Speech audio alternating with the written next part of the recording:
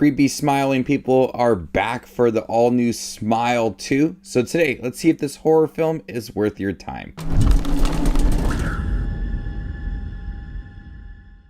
Hey everybody, my name is Justin here. I try to watch everything that hits theaters and on streaming services. If you guys are like me, go ahead and hit that subscribe button down below and click that bell notification for more up and coming content. About to embark on a new world tour, global pop sensation Skye Riley begins to experience increasingly terrifying and inexplicable events. Overwhelmed by the escalating horrors and pressures of fame, she must face her dark past to regain control of her life before it spirals out of control. Parker Finn returns to the director's chair for Smile 2, and this stars Naomi Scott as Skye Riley. A year prior to this film, she was dealing with substance abuse. She was in a terrible car accident that killed another driver, and this is her second chance at fame and returning to a world tour. But much like that first film, she encounters somebody and they're smiling at her, and her life starts to spiral out of control. On paper, these two Smile films, it sounds very, very cheesy, like a just very generic horror film with a really ridiculous title that they tried to make it very suspenseful. I thought the first Smile film was pretty good for that premise, and the second film is so much better. This is a really good horror film, a very surprising film for 2024. Parker Finn takes everything that worked with that first movie and just expands on it. The lore of this smiling demon, whatever is possessing people, and he somehow manages to just go all in with his directing style to make this a very impressive horror movie. What stands out for this film is definitely Naomi Scott. She goes through such an emotional state within this film. She has to deal with returning to fame after being gone for about a year. She has to handle all of the moments of her wanting to use drugs or drink. She is dealing with her mother as her manager. There's a lot that she's taking on, and her mental state makes her for a target from this demon that is possessing people. And throughout this film, as she encounters all these smiling people and seeing things that other people aren't, it's really hard to believe her. Other people within this film, it's hard to believe her when she's coming off of being absent in the fame. And other people have a hard time believing her with everything when she went through some terrible things for a year and her emotional state is very weak. So it makes it for a vulnerable character.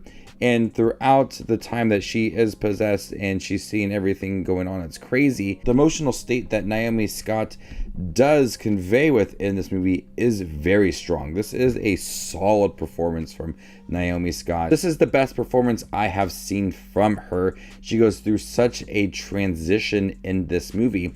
And there's this nice message of fame and what popularity will do to one person. Everything that she goes through throughout this movie is very strong. There is some horrific moments that she encounters, just the screaming, the cussing, the anger, it's all there, and she delivers a very strong performance that makes everything feel so terrifying. Parker Finn, there was really no reason that he needed to go all in with his directing. It didn't need to be this crazy, but he was just flipping the camera around, keeping it in one spot and then just panning it around to people that are talking, zooming in, quick little edits. It's very impressive. And with the score and all that camera work, you get this sense of dread that builds throughout this movie. And very simple shots that very simple tricks that he does with the camera. It puts you on the edge, and it gives you the sense of intensity behind it and fear that something's going to pop out around the corner with his quick little edit. And there is a lot of jump scares in here, but they are effective. It's not a jump scare that feels very pointless. It adds to the tone of the film and the story and what Naomi Scott is going through.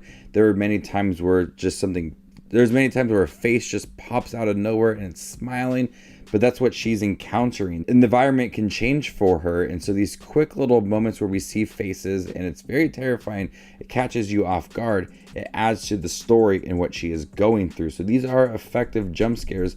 Many times I was very surprised and I was shocked, but it was worth it. And then when you get full on terrifying moments, there is a lot of gore. And I was very surprised with some of the bloody sequences within here compared to that first movie. Now, there is a certain point where smiling faces seem like a little bit too silly with some of the promotions we've seen at baseball games of the people smiling. There is a scene kind of towards the end where it has multiple people smiling. And I understand what they were trying to accomplish, but it just seemed a little bit too silly. And I'm glad that the whole film didn't go into that territory of having people smile and then like, okay, well, that person's smiling. That's very silly, because this film could easily go into that territory of being a ridiculous movie with a dumb premise. But it takes itself very seriously when it comes to that premise. So that one scene, it did seem a little bit too comedic, but I understood what it was going for within the movie. I was highly impressed with Smile 2. Like I said, it's an idea that I feel like it's been done before in a lot of creepy horror movies. And a lot of horror movies try to do something quite silly and simple, and it just does not work. That's not the case for Smile and Smile 2.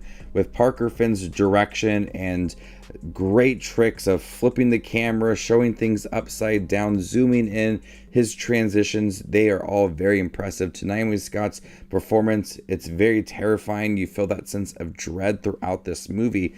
I was really impressed with the sequel compared to that first film. And the message of Skye Riley and her dealing with their mental state and this world tour and what she's going through on a daily basis, it just adds to how vulnerable she is as a character and how easy it is for this creature, this demon, to latch onto her. And that progression is very strong throughout. I really enjoyed this movie.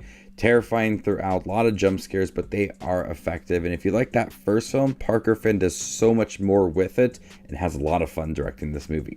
So before I give you my score for Smile 2, make sure to check out my channel. Here I do movie reviews, trailer actions, ranking videos, tier lists, all that fun movie related content that you see on YouTube. I do it all here, so hit that subscribe button to get it all in one spot. If you'd like to see where Smile 2 ranks amongst all of the other 2024 releases I've seen this year, follow me on Letterboxd and there you can find my ranking. I'm going to go ahead and give Smile 2 a B+. Thank you guys for checking my review for Smile 2, the new horror film. Have you guys seen it by chance? What did you think about it? Let me know in the comment section down below. And stay tuned for more up and coming content like this. My name is Just Watches Movies, and you guys stay classy, YouTube.